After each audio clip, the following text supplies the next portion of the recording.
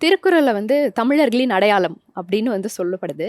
அதுல முக்கியமா திருவள்ளுவர் வந்து இப்படிதான் இருப்பாருப்பா அப்படிங்கிற மாதிரி ரொம்ப அழகா அந்த பெர்செப்ஷன் வந்து காமிச்சிருந்தீங்க. அவரோட அந்த கேரக்டர் செலெக்ஷன் இவர் சூட்டபிளா இருப்பாரு அப்படின்னு நீங்க எப்படி உங்களுக்கு தோணுச்சு சார்? அதாவது ஏற்கனவே பார்த்தீங்க அப்படின்னா, உலகத்தில வந்து நீங்க அறம் சொல்றவங்க எல்லாருமே வந்து ஒரு வடிவத்தோட இருப்பாங்க. ம். நீங்க காந்திய பார்த்தீங்க அப்படின்னா, அரை ஆடை அணிஞ்சிருப்பாரு. ம். ஒரு வாட்ச் தொங்க போட்டிருப்பாரு. இப்படிலாம் ஒரு விஷயங்கள் இருக்கும்.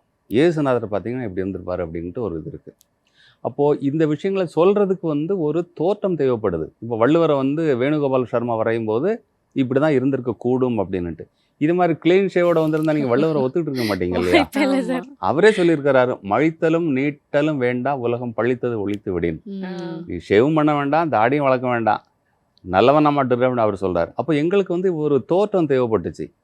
வள்ளுவர் இப்படிதான் இருந்திருப்பாராங்கிறது நமக்கு தெரியாது. ஒரு ஒரு வடிவம் இருக்கு. ம். இப்போ வள்ளுவர்னாலே வந்து இவர் இப்படி இருப்பாரு அப்படின்னு ஒரு வடிவம் இருக்கு. அதிலிருந்து நாங்க இத அடாப்ட் பண்ணியிருக்கோம். இன்னொன்னு இந்த இதெல்லாமே வந்து அத சொல்றதுக்கான ஒரு இதா அதான் சொன்ன மாரி அது தேவைப்பட்டுச்சு. ஸோ அப்படி வடிவம் வச்சிருக்கோம். பையன் கூத்துப்பட்டுற பையன். ம். He himself is a director, drama director. ஆமா. ஸோ எங்களுக்கு அது ரொம்ப எளிதா இருந்துச்சு. அந்த பையன கூட இருந்தாலும் it was a tough job. Because வந்து பிளேல இருக்கிறவங்கள கொண்டு வந்து ஆமா. சினிமாவுக்குள்ள கொண்டு வரும்போது இதா இருந்தது. பட் அது பார்ட் ஆஃப் த ஒர்க் தான அது.